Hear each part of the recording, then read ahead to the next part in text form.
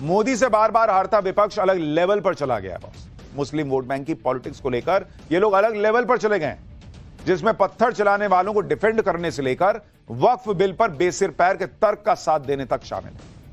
हिंदू राजाओं का अपमान करने से लेकर साधु संतों की तुलना सांड से करने के लेवल तक पहुंच गए हैं ये लोग। अखिलेश यादव ने गौशाला के काम को 2M दर्जे का बताकर नया विवाद खड़ा कर दिया। कांग्रेस को लगा अरे बॉस हम कैसे पीछे रह जाएं, तो कांग्रेस के नेता ने साधु संतों की तुलना छुट्टे सांड से कर दी। महान राजा राणा सांगा के अपमान पर लोग गुस्साए तो सपा सांसद ने नई धमकी दे दी। मतलब हिंदू सेंटिमेंट की ऐसी की तैसी करने वाले मुस्लिम वोट के चक्कर में कलेजा काट कर रख देने को तैयार है, और इस कंपटीशन में उन्हें देश के लॉ एंड ऑर्डर की भी चिंता नहीं। कल रमजान में आखिरी जुमे की नमाज से पहले दिल्ली से यूपी तक सड़क पर नमाज पढ़ने को लेकर नया विवाद खड़ा हो गया है। यूपी के संभल से लेकर मेरठ तक में सड़क पर नमाज की इजाजत नहीं है। इसे रोकने के लिए जबरदस्त इंतजाम किए गए हैं। उधर दिल्ली में भी सड़क पर नमाज पढ़ने पर रोक लगाने की मांग उठी। दिल्ली के बीजेपी विधायक करनैल सिंह ने इसे लेकर पुलिस कमिश्नर को चिट्ठी लिखी। बीजेपी कह रही है कि सड़क पर नमाज क्यों होनी चाहिए। कांग्रेस, सपा और आम आदमी पार्टी एकदम फ्रंट लाइन में एक दूसरे को धकिया रहे कि कैसे नहीं पड़ेगा जी मुसलमान सड़क पर नमाज। मौलाना तक सेकंड लाइन में है इन नेताओं की होड़ में। आज आपको देश भर में क्या बवाल मचा है, क्या हो रहा है, सब एक एक करके दिखाऊंगा। पहले इस बवाल की एक झलक देखिए।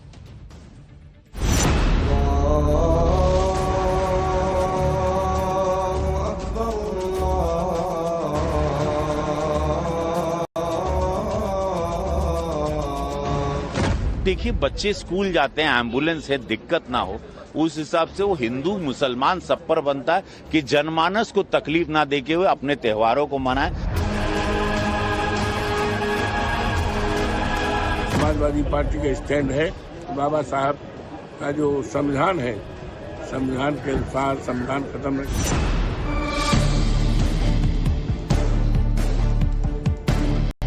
हमारी जो आज़ादी है, हमारी जो मजहबी आज़ादी है, उसको छीनने का काम हो रहा है। हम किसी के नमाज अदा करने को या न करने के विरोधी नहीं हैं। अब मस्जिद में करिए ना।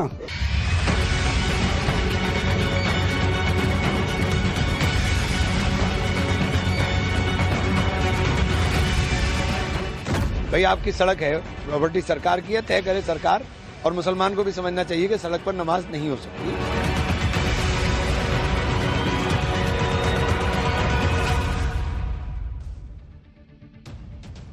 पहले वक्फ के नाम पर सड़क घेरने की तैयारी चल रही थी, उस पर हंगामा मचा ही था। अब सड़क पर नमाज पढ़ने को लेकर बवाल कट गया। सड़क पर नमाज के रिवाज को बदलने की सबसे बड़ी तैयारी यूपी में हो गई। यूपी के संभल में प्रशासन ने क्लियर कट कह दिया कि न सड़क पर न छत पर, इन दोनों जगह नमाज नहीं होगी। इसी तरह मेरठ प्रशासन ने कहा कि ईद पर किसी को भी सड़क पर नमाज पढ़ने की इजाजत नहीं होगी। अगर ऐसा किया गया तो उस पर केस कर दिया जाएगा। इसमें मेरठ पुलिस ने तो सड़क पर नमाज पढ़ने को लेकर सख्त स्टैंड ले लिया। मेरठ पुलिस ने कह दिया कि नमाज मस्जिद या ईदगाह में पढ़िए। इस बारे में सबको नोटिस भी जारी किया गया है। पिछली बार भी सड़क पर नमाज पढ़ने वाले 200 लोगों पर केस किया गया था। मेरठ पुलिस ने सख्त मैसेज देने के लिए यह भी याद दिलाया कि अगर केस हुआ तो पासपोर्ट और लाइसेंस तक रद्द हो सकता है। लेकिन संभल से लेकर मेरठ तक प्रशासन के इस तरह के बयान पर विवाद हो गया। सपा सांसद अवधेश प्रसाद ने कह दिया कि यह धार्मिक आजादी का उल्लंघन है। एक बार सुनिए, फिर आपको बताऊंगा कि संभल में छत पर नमाज पढ़ने पर लगे बैन को लेकर विवाद कैसे बढ़ गया। उपासना का अधिकार, धर्म के अनुसार उपासना करना, पूजा करना, उस पर पाबंदी लगाना संविधान के अनुच्छेद में, संविधान के प्रेमिल में जो स्वतंत्रता है उसका ये वायलेशन है। समाजवादी पार्टी का स्टैंड है कि बाबा साहब का जो संविधान है, संविधान के अनुसार संविधान खत्म न किया जाए। सपा सांसद अवधेश प्रसाद ऐसी बातें कह रहे हैं कि जैसे नमाज पढ़ने पर ही रोक लगा दी गई, जबकि ऐसा नहीं है कि रोक नमाज पर है। सड़क पर नमाज पढ़ने को लेकर यह रोक लगी। इसी तरह संभल में छत पर नमाज पढ़ने पर रोक के फैसले का भी विरोध हो रहा है। संभल से सांसद जियाउर रहमान बर्क तो इसके खिलाफ कोर्ट जाने की बात कर रहे हैं। एक बार सुनिए, फिर बताऊंगा कि आखिर संभल में छत पर नमाज पढ़ने पर रोक लगाने की असल वजह क्या है। सड़कों पर जगराते होते हैं, सड़कों पर कांवड़ यात्रा निकलती है, सड़कों पर सारे जलसे जुलूस होते हैं जो हिंदू त्योहारों के जलसे जुलूस हैं। मुसलमान तो कोई मना नहीं करता। तो हमारे अधिकारों का उल्लंघन है। हम अपनी छत पे अगर कोई नमाज अदा कर रहा है तो उसे रोकने का कोई मतलब, कोई औचित्य नहीं बनता। और इस चीज़ के लिए अगर ये करते हैं तो यकीनन हम मशवरा कर करके मैं अपने वकील से मैं कोर्ट भी का दरवाजा खटखटाऊंगा। संभल में छत पर नमाज पढ़ने पर लगी रोक का विरोध हो रहा है। संभल में छत पर नमाज क्यों नहीं हो सकती, इसके लिए हमारी टीम ने संभल में ग्राउंड से जाकर जायजा लिया।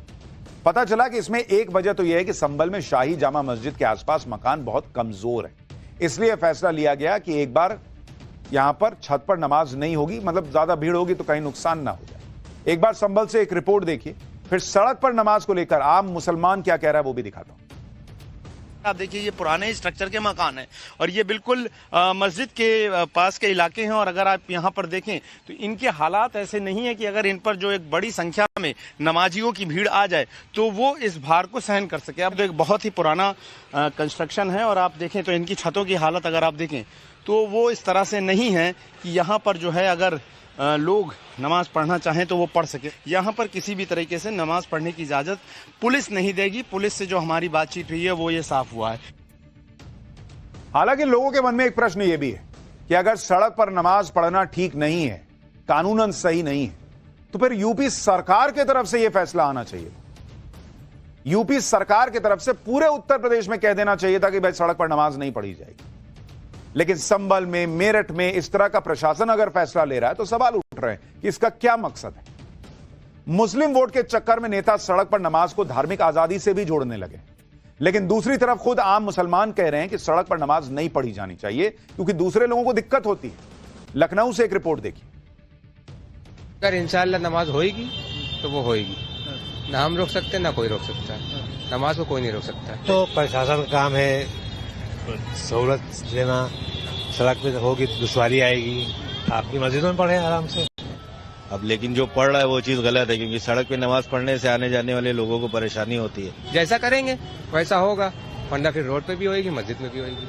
नहीं, हमारा भी ये राय है कि सड़क पे नमाज नहीं पढ़नी चाहिए, भाई मस्जिद के अंदर ही पढ़े आप।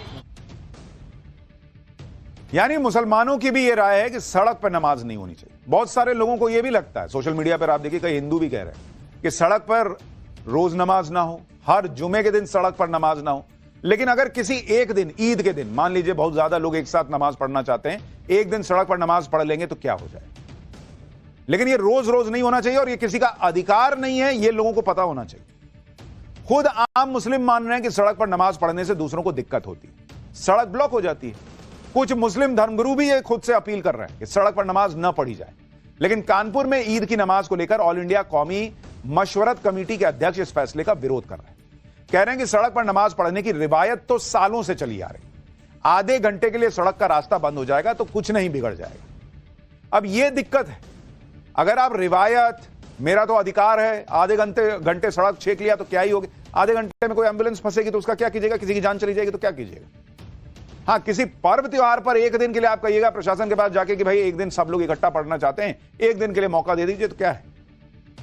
इसी बीच यूपी कांग्रेस के एक नेता योगी आदित्यनाथ को चैलेंज दे रहे हैं कि वो तो छतों पर ही नमाज पढ़ेंगे। अब चैलेंज देने की भी बात आ गई, रोक के दिखाओ कह रहे हैं। सुनिए एक बार।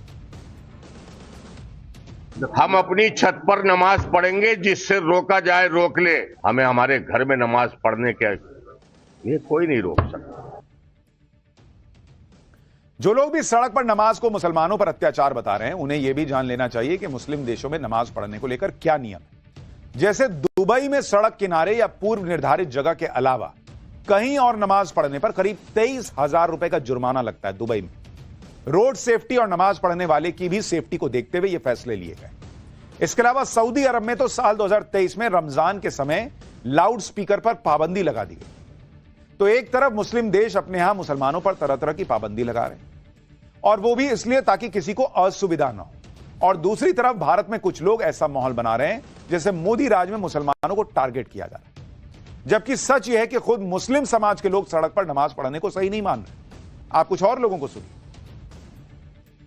योगी जी का मैं इस आदेश पर समर्थन करता हूं, दिल से समर्थन करता हूं। हमारी नमाज से किसी को तकलीफ ना हो, ये हम लोगों को ध्यान देने की जरूरत होनी चाहिए। जो हम बोले वो करते हैं, जो वो बोले फिर वो हमको भी करना चाहिए। आप रास्ते पे या किसी ऐसी जगह पे नमाज ना पढ़ें जहां से लोगों को तकलीफ हो। रोड पे जो नमाज होती है वो नमाज पे भड़क जाते हैं लोग। हमको जो है जो कायदे कानून के दायरे में ही रहना चाहिए, उसमें हम लोग 2 जमात भी कर सकते हैं, कोई दिक्कत वाली बात नहीं है।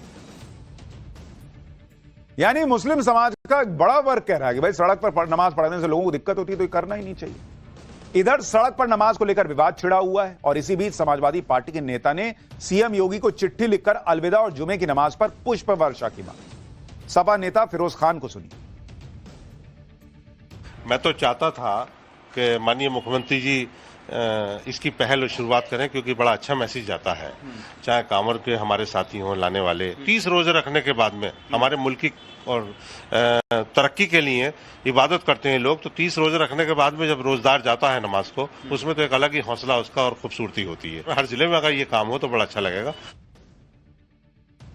यूपी में सड़क पर नमाज को लेकर भले ही विवाद हो रहा, लेकिन ईद को लेकर यूपी पुलिस की अपनी तैयारी है, जिसमें ड्रोन से निगरानी की जाएगी कहा जा रहा है। अहम जगहों पर सीसीटीवी लगाए गए हैं। संवेदनशील इलाकों में भारी पुलिस बल की तैनाती है। सिविल ड्रेस में पुलिस रहेगी। लोकल इंटेलिजेंस की मदद ली जाएगी। सोशल मीडिया पर मॉनिटरिंग होगी। धर्म गुरुओं से अपील की गई है कि भाई देखिए स्थिति कंट्रोल में रहे। एंटी सोशल एलिमेंट्स पर नजर रखने की बात है। आपराधिक इतिहास वाले लोगों पर एहतियातन एक्शन भी होगा। एक तरफ दिल्ली से यूपी तक सड़क पर नमाज को लेकर विवाद हो रहा है, दूसरी तरफ नवरात्र में मीट की दुकान खुले रहने का भी विरोध हो रहा है। दिल्ली में विधानसभा के उपाध्यक्ष मोहन सिंह बिष्ट ने इसकी मांग की है। बिहार में बीजेपी के मंत्री कह रहे हैं कि नवरात्र में मीट की दुकान बंद होनी चाहिए। यूपी में भी अलग अलग जगह नवरात्र में मीट की दुकान बंद करने की मांग उठ रही है। दिल्ली में तो इस मांग को लेकर सियासी बवाल तक खड़ा हो गया। बीजेपी और आम आदमी पार्टी के नेता आपस में भिड़ गए। सुनिए दिल्ली में मीट की दुकान को नवरात्रों में खोलने और बंद करने को लेकर क्या हो गया।